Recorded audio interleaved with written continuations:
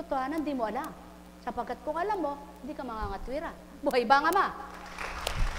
Kaya mga mahal, bata't matanda, mahal ng Ama, bata't matanda, mahalaga sa Kanya, bata't matanda, magpurit, magpasalamat sa Kanya, bata't matanda, magpahalaga sa Kanya. Buhay ba ang Ama? Kaya bata't matanda man, huwag mga twiran, sapagkat iisa lang ang Diyos na buhay. Pagpalain kayo. Mahal na mahal ko kayo. Tuwiran kong tinuturan, mahal na mahal ko kayo. Nekkarameneyahanam, nekkarameneyahanam, nekkarameneyahanam. Buhay ba ang Diyos? Tapat po ba ang Diyos?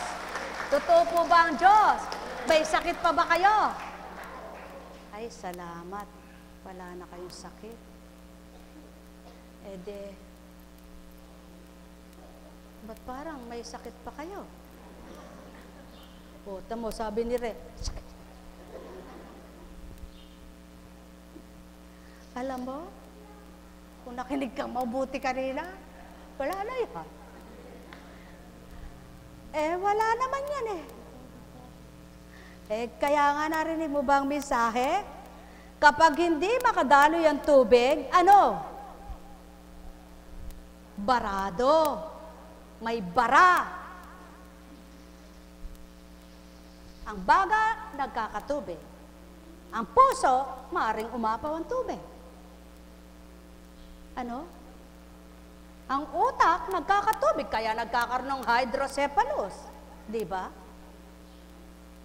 Ano pa? Ang mata, pagbarado, nagkakatubig din yan. Ang tenga, sapagkat ang tubig ay nasa katawan na, dumadaloy yan. Parang running water yan. Running water. Maandar sa buong bahagi ng katawan. Ngayon, kung palinghado, mag-i-stack yan. Buhay ba ang Ama? Alam mo ba kung saan naka-stack ang tubig? Hindi ano? O saan ang tinutunguhan ng ihi ninyo? Saan nagdadaan? Sa pantaw. Di ba ga? O saan naka-stack yung dumi? Sa large intestine. O sa mga small intestine. Ano yun? Mga minamahal, matalino ang Ama. Hindi kayang gawin niya ng tao. Kaya kung kilala niyo siya, ba't di niyo gawin? Magtiwalang lubos. Ang may pandinig ay nakarinig. Si Constancia walang alam. Anong malay nito? Di naman siya nag-aral. Para ipaliwanag sa inyong isa-isa ito. At siya ng Espiritu, hindi nyo nakikita. Ang alam nyo'y higit na batid. At ang batid nyo'y maaring kulang pa. Sumayin nyo ang kapayapaan. Pagharian kayo. Ngunit hindi pupuspusin ang talino sa isang tao. Sapagkat isa lamang ang Ama na puspus ang talino. Manapa, bahaginan ang nais niya. Kaya't ikaw na binahaginan, huwag mayabang ka. Kaya't ang kayabangan ay hindi pang Ama, kundi pang lupa. Sumayin nyo ang kapayapaan, pagharian kayo. Nekkarameneyahanam, nekkarameneyahanam. Mahal na mahal ko kayo. Tuwiran kong tinuturan, mahal na mahal ko kayo. Ay, buhay po ba ang Diyos? Dahil buhay ang Diyos, masaya ba kayo? Nagbakasyon kaya kailangang bumawi. Ano po? Aba, tindahan man na kapag sinirado mo, kailangan pag nagbukas kailangan maraming benta. Pag nagbukas ka at walang bumili, nako, malungkot ka. Kung yung tindahan gusto nyo maraming bumili, ang salita ng Amay ayaw nyong bilhin.